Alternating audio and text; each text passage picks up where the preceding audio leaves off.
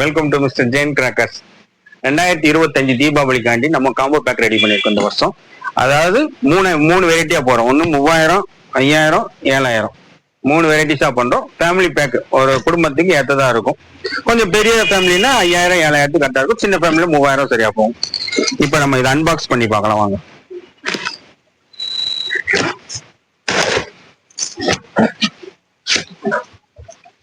வந்தீங்கன்னா முதல் நம்ம 30 ஷாட் ஒன்று போடுறோம். மல்டி கலர் ஒன்று வந்து, அதுக்கப்புறம் 12 ஷாட் ஒன்று,